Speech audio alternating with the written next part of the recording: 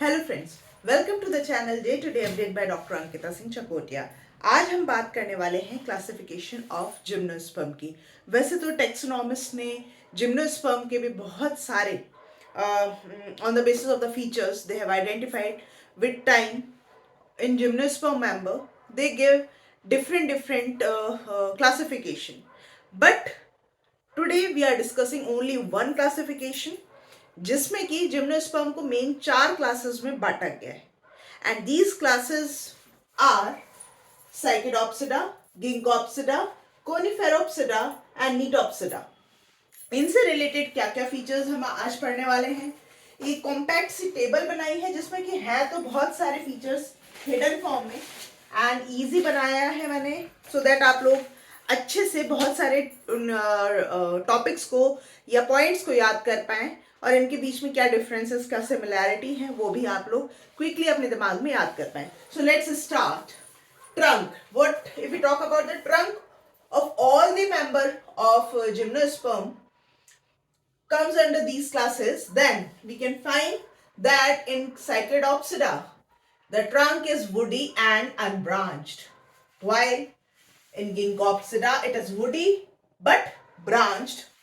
Coniferopsida it is woody again, while in Neotopsida woody but not very hard as like other members.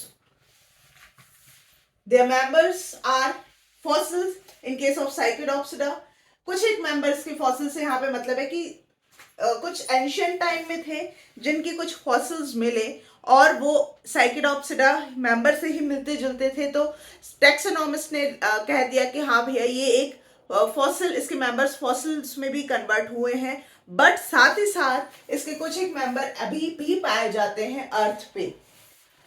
गिंकोप्सिडा की बात करें तो इसके सारे मेंबर फॉसिल में कन्वर्ट हो चुके थे हिस्ट्री में अगर हम जाएं, बट अभी सिर्फ और सिर्फ एक मेंबर इसका है जो कि लिविंग है एट प्रेजेंट, जिसको कि लिविंग फॉसिल भी कहा जाता है। क्वेश्चन बन के कई बार एग्जाम में आ जाता है कि choose the one which is living fossil, तो आंसर होता है गिंको बाइलोबा जो कि मेंबर है गिंकोप्सिडा का। अगर हम बात करें कोनिफेरोप्सिडा के मेंबर्स कैसे होते हैं, तो इनके मेंबर्स लिविंग हैं and they are evergreen, tall and well adapted in drier climate में at high altitude, while in Neotopsida the members are shrub and small trees होते हैं। इसी कारण से इनकी जो ट्रंक होता है ना, वुडी तो होता है बट वेरी हार्ड नहीं होता।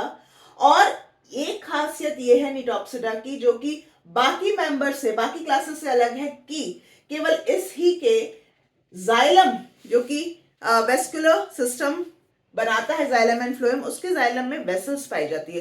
किसी भी जिम्नोस्पर्म के जाइलम में ना वेसल नहीं पाई जाती, बट नीटोप्सिडा ये अपने आप को एक अलग पहचान देता है। क्यों? क्योंकि इसमें क्या है, वेसल्स हैं इन देयर जाइलम।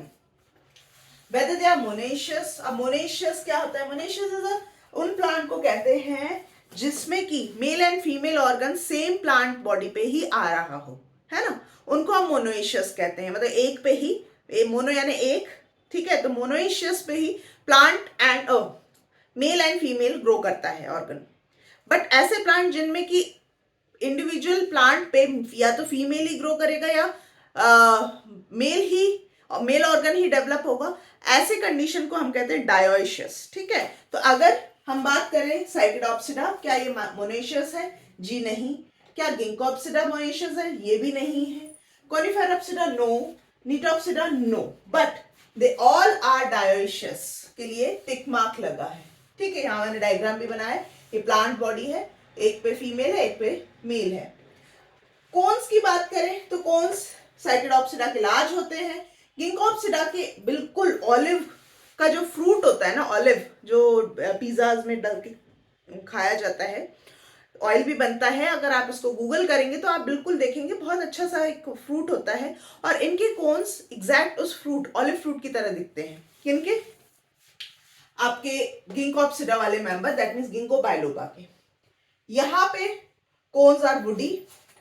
नीटोप्सिडा में कोन्स का अरेंजमेंट इतना सुंदर होता है, वर्ल्ड की तरह, जैसे नहीं प्लांट एंजियोस्पर्म में जो फ्लावर्स होते हैं उनका अरेंजमेंट एक देखने को मिलता है कि इन्फ्लोरेंसेस बना लेते हैं, एग्जैक्ट कोन्स भी इसी तरह के अरेंजमेंट में, इसी तरह के पैटर्न में देखने को मिलते हैं, ठीक है, but they are not actually flower, ठीक है। Example of Cycadopsida is Cycas, Zamia. Ginkgopsida का गिंगो बायलोबा ही बचा है, तो वही हमें याद रखना है। कॉनिफेरोप्सिडा का पाइनस, सेड्रस। नीटोप्सिडा का नीटम एंड एसेट्रा, और भी बहुत सारे होते हैं। So this is all about the classification and the gymnosperm. हमने आज यहाँ कंप्लीट किया। अब हम आगे चलेंगे टुवर्ड्स एंजियोस्पर्म। आई होप मेरा आज का लेक्चर अच्छा लगा हो। अगर अच्छा लगा हो तो please hit the like button, share this video with your friend and please subscribe my channel. मिलते हैं आगे के लेक्चर्स के साथ में। Till then stay safe and stay blessed. Bye bye.